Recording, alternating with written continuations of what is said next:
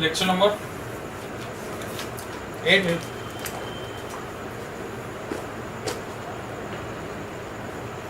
हम लोग पढ़ रहे थे एरर एनालिसिस में थर्ड लेक्चर। क्वालिटेटिव ट्रीटमेंट किया था लास्ट टाइम पे एरर्स का। अब क्वांटिटेटिव ट्रीटमेंट की बात करनी है। उससे पहले थोड़ा सा डिस्कशन और, हमने दो टर्म्स पढ़ी थी, एक्यूरेसी एंड प्रिसिजन। एक क्वेश्चन बनता है कि कौन किससे लिंक्ड है, रैंडम एरर और सिस्टमेटिक एरर में कौन एक्यूरेसी से लिंक्ड है और कौन प्रिसिजन से लिंक्ड है। उसको दरवाजे को बंद करो।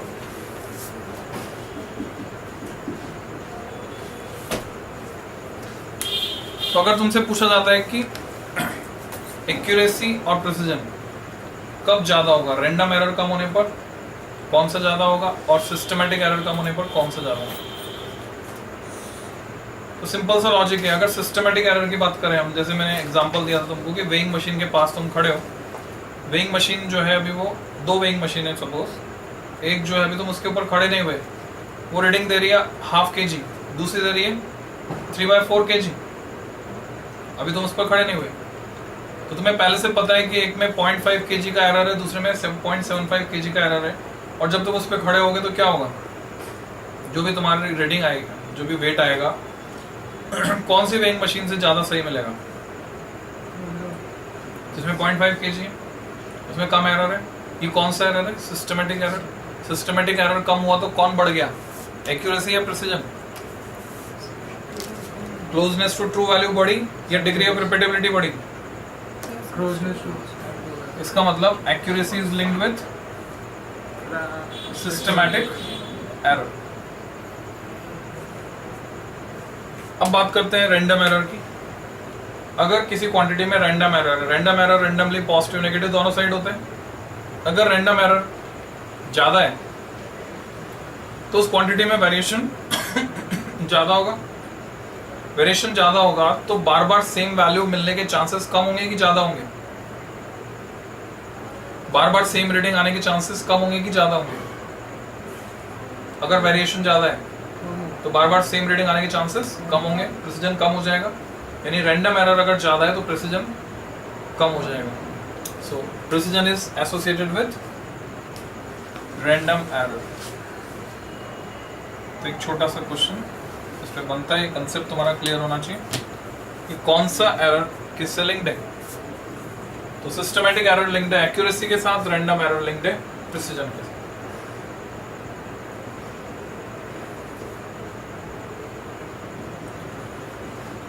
इसके बाद हम इसका क्वांटिटेटिव ट्रीटमेंट करेंगे एरर्स का, जैसा रिक्वायर्ड है इतना।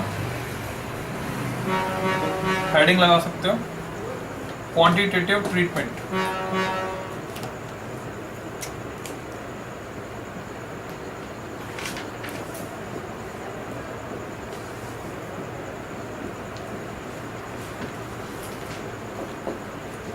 और साथ में ये भी समझो, सिस्टमैटिक एरर के लिए हम कोई ट्रीटमेंट नहीं करते। सिस्टमैटिक एरर को तो सीधे सीधे खत्म कर देते हैं। हमें पता होता है पॉजिटिव में है या नेगेटिव में, और सीधे सीधे हम उसको रिमूव कर देते हैं। ये सारा ट्रीटमेंट जो हो रहा है किसके लिए हो रहा है, और random errors.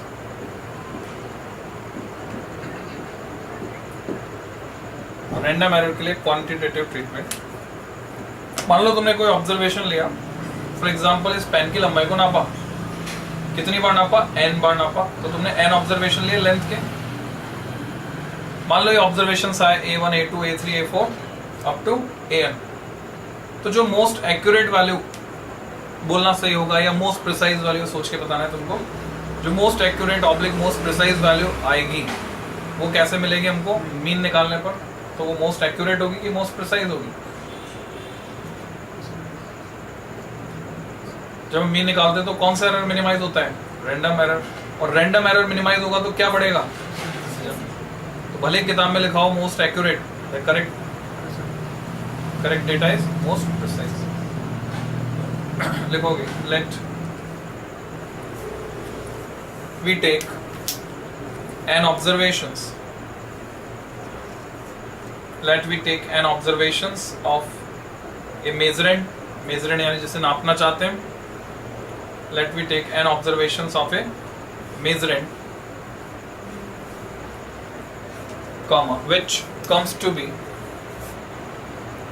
A1, A2, A3 dash dash up to AN. ये वैल्यूज हमको मिली, comma, then the most precise value, then the most precise value will be given as, most precise value को हम कैसे लिखेंगे?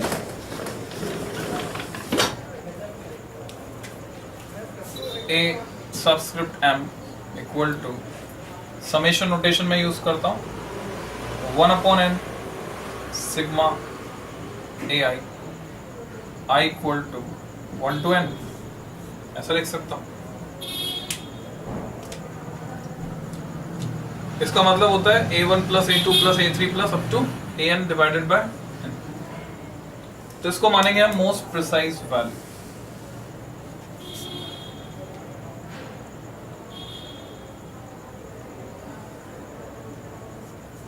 अब उस क्वांटिटी को हमें कैसे एक्सप्रेस करना है with in proper error limit, वो हमें सीखना है. तो मोस्ट प्रिसाइज वैल्यू हमारे पास है. अब मुझे क्वांटिटी, वो जो लेंथ है, उसको एक्सप्रेस करना है. तो मैं इसमें एब्सोल्यूट एरर निकालूंगा, इंडिविजुअल मेजरमेंट, और उसके लिए रेफरेंस मैं इसको ट्रीट करूंगा. ये इसको ट्रू वैल्यू मान के मैं ट्रीट करूंगा. तो आगे तुम लिख सकते हो सब हेडिंग एब्सोल्यूट एरर.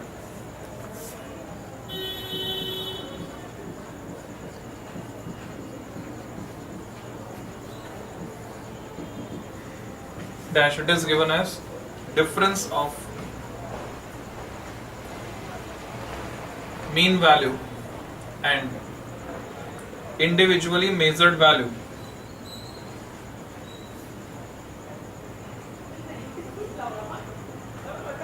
अगर हम रिवर्स करते हैं तो भी सही है, यानी mean value minus individually measured value की बजाय individually measured value minus mean value, वो करते हैं तो भी रिजल्ट पे कोई फर्क नहीं पड़ता. दैट इज मैथमेटिकली अगर मैं इसको एक्सप्रेस करता हूँ तो डेल्टा सिंबल लगाकर एक्सप्रेस करते हैं. डेल्टा A1 फर्स्ट ऑब्जर्वेशन में जो एब्सोल्यूट एरर होगा वो होगा A mean minus A1. Similarly delta A2 निकालोगे तो वो होगा A mean minus A2 and so on. Delta A3 A mean minus A3 dash dash up to last में तुम टर्म लिखोगे डेल्टा AN, यानी इसमें जो फाइनल टर्म आएगी वो आएगी डेल्टा A सबस्क्रिप्ट n, और ये होगा AM माइनस AN. तुम देखोगे इसमें कुछ टर्म्स आएंगी पॉजिटिव और कुछ आएंगी नेगेटिव, क्योंकि मीन वैल्यू में से हम सब्ट्रैक्ट कर रहे हैं. जो मीन वैल्यू से बड़ी होगी वो टर्म नेगेटिव आ जाएगी और मीन वैल्यू से छोटी होगी वो पॉजिटिव आ जाएगी. तो दोनों साइड में टर्म्स आएंगे. तो अब इनका भी मीन लिया जाता है. तो next mean absolute error.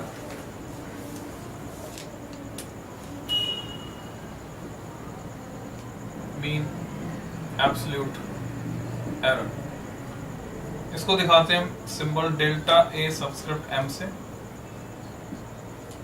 Logic ये होता है कि क्योंकि ये एरर है और हमें मैक्सिमम रेंज निकालनी है उस क्वांटिटी की, तो एरर चाहे पॉजिटिव हो या नेगेटिव, एरर हमेशा ऐड होगा, जुड़ेगा, क्योंकि हम मैक्सिमम रेंज निकालना चाहते हैं. इसको ऐसे समझो, जैसे बोलते हैं पाप का घड़ा भर जाना. तुम ऐसे बोलो हमने पहले तो दूसरी तरह का पाप किया था, अभी दूसरी तरह का पाप किया है, पर ये सारे पाप एक ही घड़े में जा रहे हैं. तो तुम ये एक्सक्यूज नहीं दे सकते पिछली बार अलग तरह की गलती की थी, इस बार अलग तरह की गलती. वो जब कोटा पूरा हो जाएगा तो उसकी सजा मिलेगी. फॉर एग्जाम्पल तुम जल्दबाजी में उठे, उठते ही जो है पास में टेबल से या कुर्सी से तुम्हारे पैर में चोट लगी. अब तुम जल्दबाजी में बाहर निकले, दरवाजे से टकरा गए, पैर में वापस चोट लगी, अब की बार दरवाजे से लगी, पहली बार कुर्सी या टेबल से लगी. फिर तुम जल्दबाजी में सीढ़ियां उतरे, पैर फिसला, वापस से पैर में चोट लगी, अब की बार कारण था सीढ़ी. अब तुम वापस नहीं उठ पाओगे, अब तुम्हें स्ट्रेचर पे ले जाना पड़ेगा. द मिस्टेक्स गेट एक्यूमुलेटेड, यानी एरर्स हमेशा जुड़ते हैं। तो ऐसे सिचुएशन में हम क्या करेंगे, पॉजिटिव में भी है नेगेटिव में भी है, तो हम इसका मीन निकालेंगे 1/n सिग्मा। किसका मीन निकालोगे, मॉडुलस लेकर, सबको जोड़ना है। Delta A I equal to 1 to n।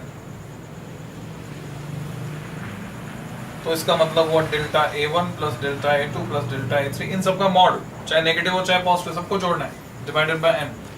उसको बोलेंगे मीन एब्सोल्यूट एरर। जब हमें ये मीन एब्सोल्यूट एरर मिल जाएगा तो ऐसे सिचुएशन में जो क्वांटिटी हमने मेजर की है उसको विद एरर लिमिट्स हम कैसे लिख सकते हैं, thus that quantity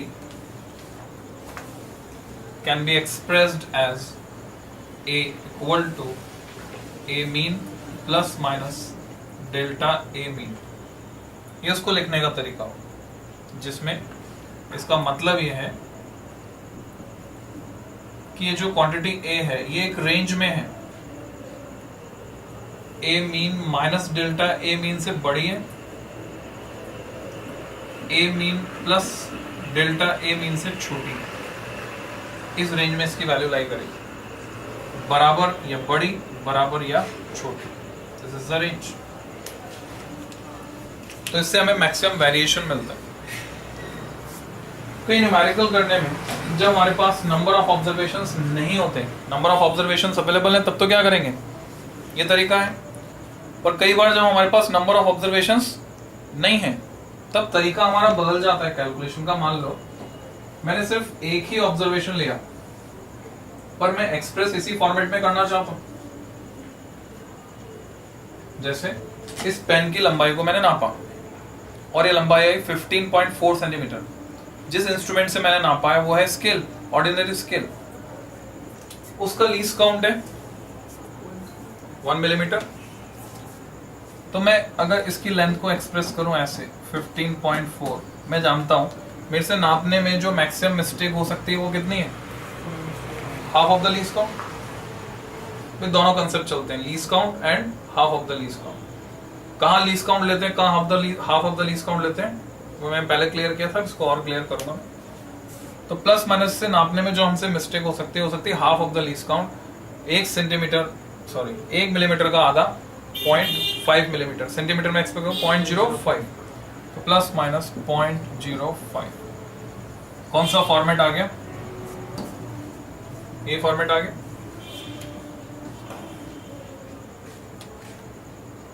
तो एक ही ऑब्जर्वेशन से अगर इस फॉर्मेट में लिखना है तो उस इंस्ट्रूमेंट का लीस्ट काउंट तुम्हें पता होना चाहिए, या फिर अगर तुमने प्रॉपर सिग्निफिकेंट फिगर्स में उसे एक्सप्रेस किया है डेटा को तो तुम इससे आइडिया लगा सकते हो। मान लो मैंने स्क्रू गेज से नापा है और स्क्रू गेज से नापकर मैंने लिखा है 15.456 सेंटीमीटर, तो मुझे पता है उस इंस्ट्रूमेंट का लीस्ट काउंट कितना है 0.001 सेंटीमीटर। तो ऐसे सिचुएशन में प्लस माइनस में क्या आएगा 0.0005। ठीक, पर होता क्या है, इसको हम मिलीमीटर में एक्सप्रेस करते हैं जनरली जो स्क्रू गेज से नापते हैं। तो स्क्रू गेज से नाप के अगर मैंने मिलीमीटर में एक्सप्रेस किया तो इसका लीस्ट काउंट हुआ 0.01 मिलीमीटर। 0.01 मिलीमीटर है इसका लीस्ट काउंट, तो क्वांटिटी को कैसे एक्सप्रेस करूंगा 15.45 प्लस माइनस 0.005 मिलीमीटर, ये तरीका। तो हमने एक्सप्रेस करना सीखा। अब एरर्स में एक कैटेगरी और होती है, हम एक्सप्रेस करते हैं परसेंटेज एरर और रिलेटिव एरर। तो नेक्स्ट रिलेटिव एरर, उसको डिफाइन करेंगे, रिलेटिव एरर कैसे दिखाना है। तो रिलेटिव की बात कर रहे हैं हम with respect to mean value. Relative error को शॉर्ट में लिखूंगा RE, और ये होगा delta A mean upon A mean. अब डिफॉल्ट से अंडरस्टूड होता है तो हम mm नहीं लगाते, mm हटा देते हैं और स्टैंडर्ड नोटेशन यूज करते हैं delta A upon A। It means relative error in A। तो इसको सीधे हम परसेंटेज में बदल सकते हैं। परसेंटेज का मतलब होता है परसेंट, प्रति 100। तो अगर मैं परसेंटेज एरर की बात कर रहा हूं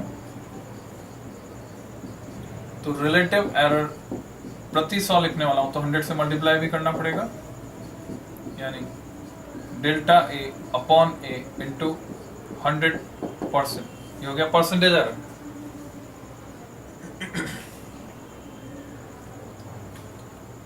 तो ये डिफरेंट टाइप्स के रिप्रेजेंटेशन हो गए, इसको बोलते हैं रिप्रेजेंटिंग एरर, ऐसे हेडिंग बोलते हैं। तो एरर को हमने रिप्रेजेंट करना सीखा, कैसे रिप्रेजेंट करते हैं, क्वांटिटेटिव ट्रीटमेंट उनका सीखा।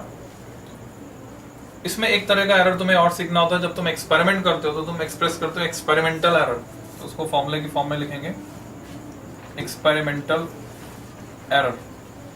ये क्या होगा, कितना होगा। मान लो तुमने एक्सपेरिमेंट किया और acceleration due to gravity G की वैल्यू डिटरमाइन की सिंपल पेंडुलम की मदद से।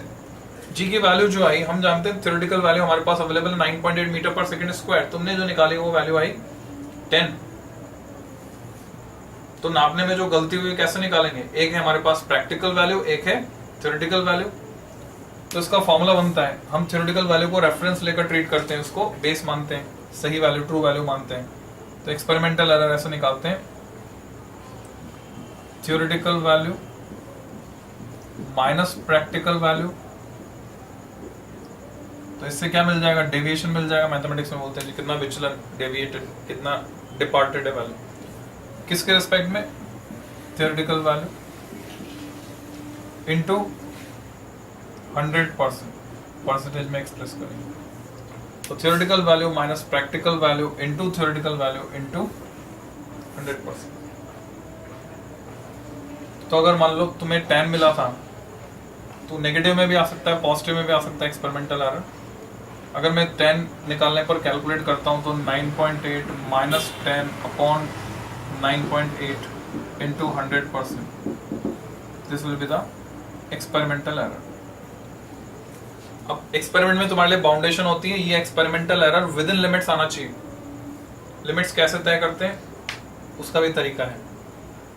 जनरली प्लस माइनस 10%, 11% के आसपास ये बैठता है कुछ। तो उससे ज्यादा अगर एरर आ रहा है then you have to repeat the experiment. अगर एक्सपेरिमेंटल लिमिट्स को क्रॉस कर गया एरर तो तुम्हें एक्सपेरिमेंट दोबारा करना पड़ेगा, यानी तुमने सावधानी नहीं रखी, इसलिए दुर्घटना घटी।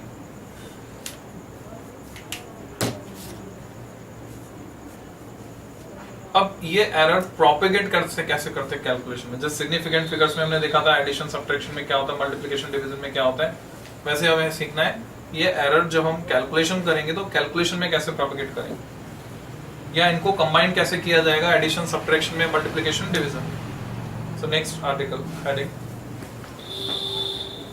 कॉम्बिनेशन ऑफ एरर्स या फिर प्रोपेगेशन ऑफ एरर। इन दोनों में से कुछ भी हेडिंग लगा सकते हो, आइदर कॉम्बिनेशन ऑफ एरर्स और प्रोपेगेशन ऑफ एरर्स।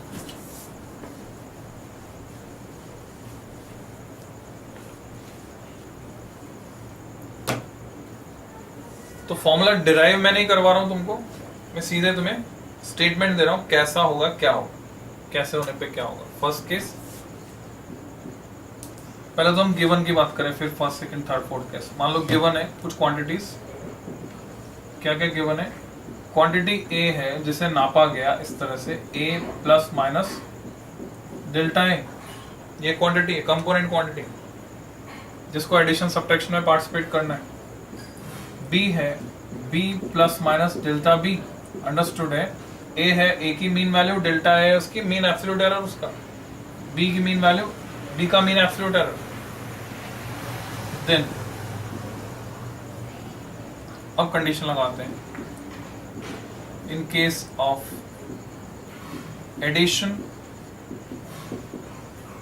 और subtraction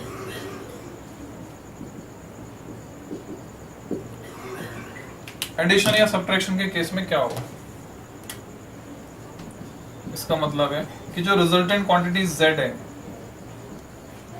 that is if z equal to a plus b हो या z equal to a minus B हो, चाहे एडिशन के बराबर चाहे सब्ट्रैक्शन के बराबर, दोनों ही सिचुएशन में, इन बोथ द केस, जब हम z को लिखेंगे in z equal to z plus minus delta z, ऐसे लिखेंगे तो z तो डायरेक्ट आ रहा है, a प्लस बी है a माइनस बी, जो प्लस माइनस डेल्टा z है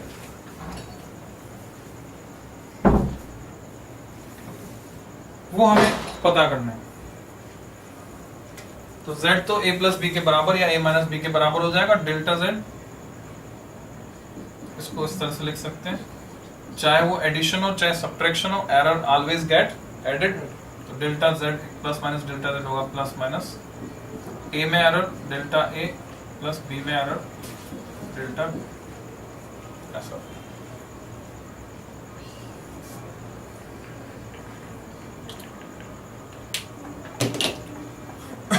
इस पे सॉल्ड एग्जांपल है एनसीईआरटी में, वो तुम देख सकते हो। मान लो तुम्हें पेरीमीटर निकालना है, लेंथ और विड्थ पता है, लेंथ को नापने में कुछ एरर हो रहा है, मान लो स्केल लिया तुमने, फीता, फीते में जो सबसे स्मॉलेस्ट मार्क है उसका लीस्ट काउंट तुम्हें पता है, तुम देखोगे एक गलती कॉमन है, कॉमन मिस्टेक है कि मोस्ट ऑफ द बुक्स में लीस्ट काउंट को ही एरर की तरह दिखा देते हैं, half of the least count नहीं लेते। हायर लेवल पे जाएंगे तो ये बात समझ में आती है कि लीस्ट काउंट नहीं, half of the least count होता है, सब जगह लीस्ट काउंट नहीं होता।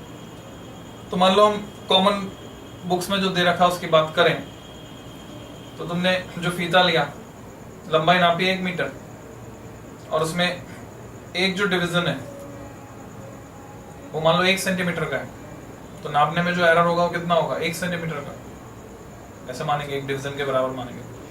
तो 1 सेंटीमीटर का एरर लंबाई नापने हुआ, 1 सेंटीमीटर का एरर चौड़ाई नापने में हुआ, तो ऐसी सिचुएशन में क्या होगा, टोटल एरर 2 सेंटीमीटर हो जाएगा। लंबाई नापने में 1 सेंटीमीटर का एरर, चौड़ाई नापने में 1 सेंटीमीटर का एरर, तो टोटल एरर 2 ऐड हो जाएगा पेरीमीटर में। अगला केस देखते हैं, मल्टीप्लिकेशन डिवीजन में क्या होगा, केस बी।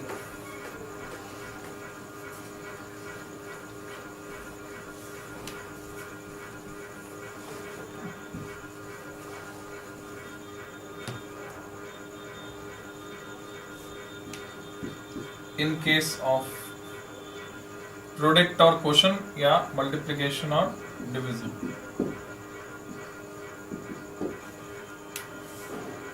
इसका मतलब ये हुआ, अगर z है a इंटू बी, या फिर z हो सकता है a अपॉन b, दोनों ही सिचुएशन में, बोथ the cases, जब हम लिखेंगे z को, z equal to z plus minus delta z,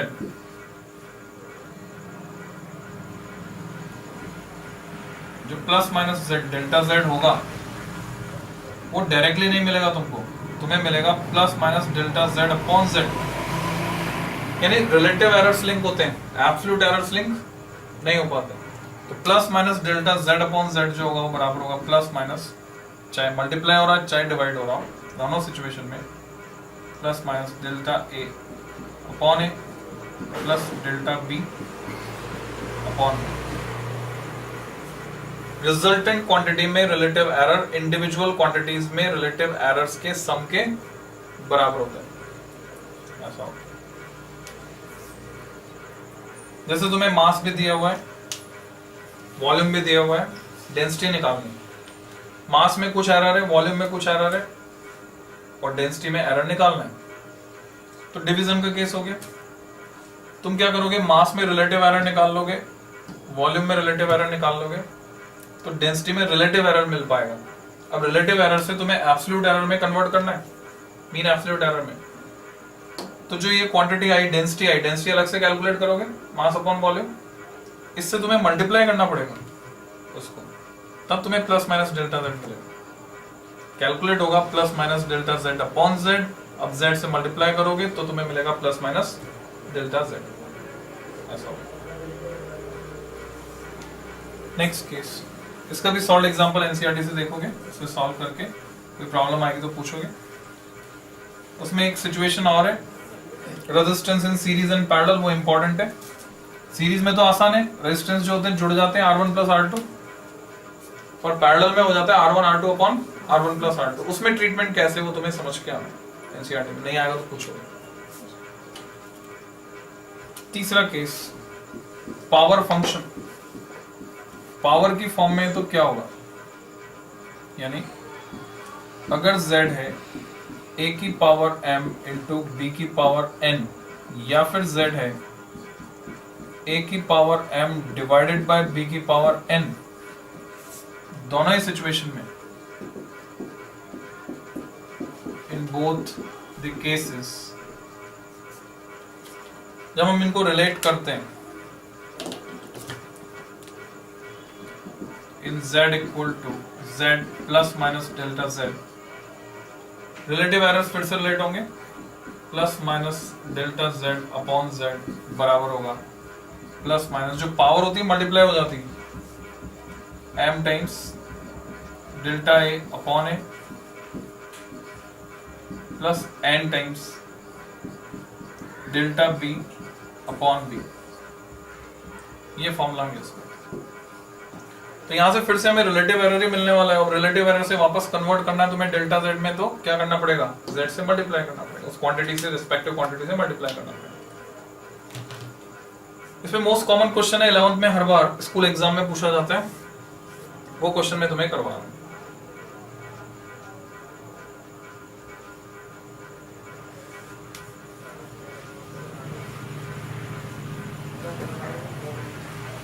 relative error तुम जानते हो, अगर उसको 100 से मल्टीप्लाई कर दिया जाए तो परसेंटेज एरर में कन्वर्ट हो जाएगा। तो क्वेश्चन नोट करोगे, a quantity p is represented as p equal to a square b cube upon root c into d। कोई फिजिकल क्वांटिटी है p और उसको हम ऐसे रिप्रेजेंट कर पा रहे हैं, a square b cube upon root c into d। If percentage errors in respective quantities, if percentage error in respective quantities a comma b comma c and d are 1%, 3%, 2% and 4%, ये percentage errors. ए में है 1%, B में है 3%, सी में है 2%, D में है 4%। Then find the percentage error in determination of P. P को नापने में परसेंटेज एरर कितना होगा वो हमें पता लगाना है।